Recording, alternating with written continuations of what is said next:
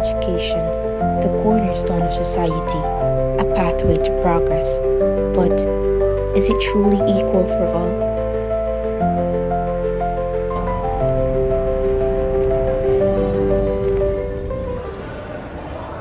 Good morning, class. Good morning, Mr. Rosales. Let's begin with the national anthem. Please lead Miss Manila here.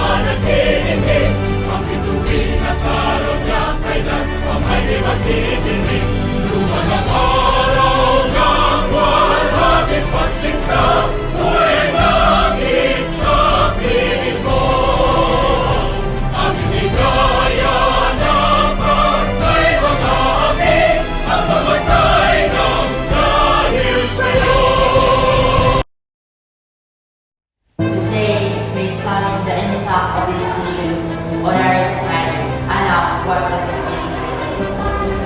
It's the key to unlocking potential, but the key doesn't fit every lock. Some doors are harder to lock than others. How about you, Mr. Garcia? What is your thought? I see that this 30%. My school has resources that others lack. It's not fair, it's not right. Miss Gina, how does school impact your life?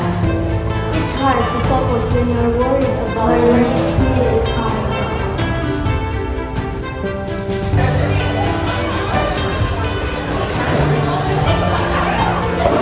We need to bridge the research gap. Miss Gina needs our support, and we need to foster critical thinking about social justice. The budget is tight.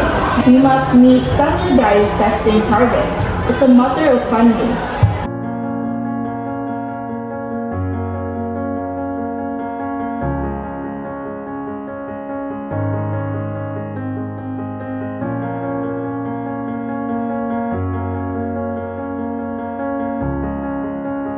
Don't give up, Gina. We're in this together. The system is flawed, but we can challenge it together. All students, I have an announcement to make.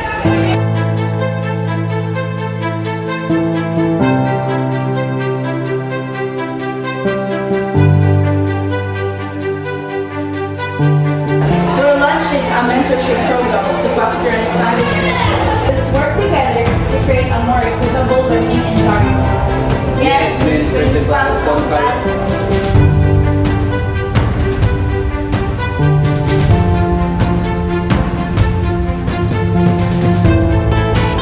Class, education is not just about memorizing facts, it's about shaping a responsible, engaged citizen. It's about building a better future together.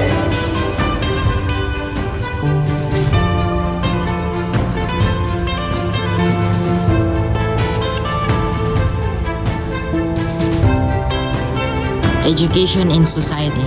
In this chapter, education as social institution, the functions of education, socialization, social integration, social and cultural innovation, social placement, latent function, education and social inequality, testing and tracking, hidden curriculum, private, public, school divide.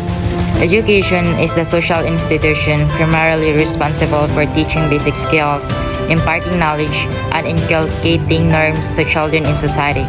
All societies, regardless of level of complexity, have some way of educating children. There are two kinds of teaching. It's called informal educations and formal educations. Informal educations, where there are no set rules and procedures for learning on the part of the children or for teaching on the part of parents. A child can actually learn anything almost everywhere in an informal manner, but it is a home with parents and older siblings. if any, that learning begins, although informally.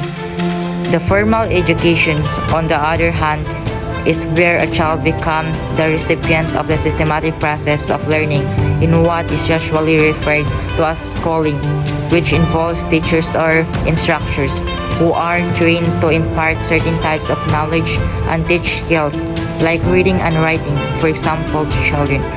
Formal education is the different because this is the teaching and learning carried out on a regular basis accompanied by ways to monitor and check the progress of the child being trained.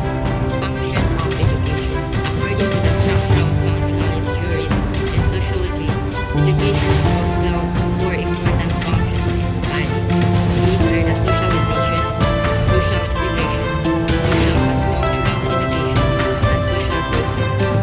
The first is the socialization. Learning about life and how to grow and be productive in society. To learn earlier begins primarily with the social institution of the family. For simple societies like those of raiders or hunter-gatherers, education begins and ends with the family as the primary institutions for learning.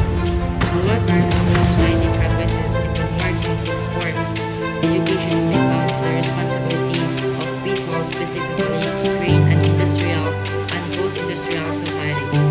Need to do this as a specialized task on behalf of society, along specified levels of learning in both industrial and post-industrial society.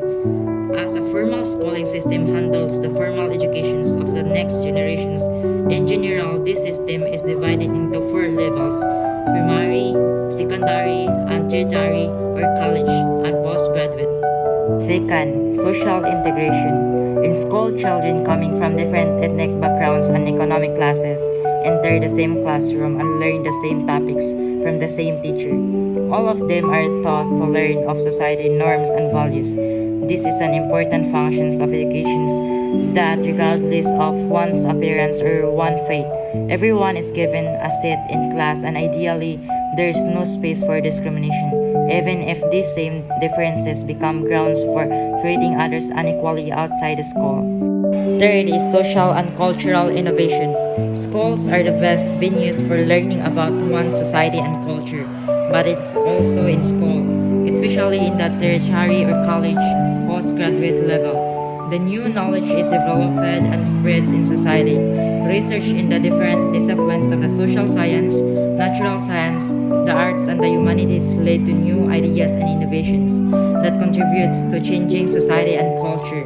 Education hence impart aspects of one's culture, but also contributes to culture change. The fifth is latent function of education. Although the function can be considered as the real intent of education or its manifest function, there are also a number of unintended consequences or latent functions on the social institution. One of these is child care, where children at a very young age are now placed in early childhood schools, which remove the task of child care from parents in a certain age. Already in the Philippines, for example, the new Education Reform Law Republic Act of 10533 requires children at the age of 5 years old to enroll in kindergarten as required preparations for grade 1. Education and social inequality. While education may serve to provide society with the next generation who are formally trained and prepared, conflict theorists see education as promoting social inequality in three ways: testing, tracking, and funding. Testing and tracking. The conduct of mandatory entrance tests or achievement aptitude tests the results, which are then used to assign students to certain tracks. Certain tracks can be provided problematic in many countries with wide disparity in family, income, and where different migrant or ethnic communities abound. Tracking is the practice of assigning students to a specific section within a year or grade level on the assumption that they all share the same level of attainment or ability. Hidden curriculum. The hidden curriculum in education has to do with the character and nature of the school system, which operates as venues of discipline and regimentation where students do not only learn what is directly taught to them. Hidden in the learning process is the fact that students are also unconsciously taught passive consumption, that is, to accept the status quo or existing social order. Students actually spend more time in school than anywhere else throughout much of their youth, where they begin to learn to follow rules and procedures like punctuality and always wearing the proper uniform complete with identification card. These rules teach them to conformity without questions. School also helps transmit notions of cultural capital, the material and non-material advantages in life that are useful as capital.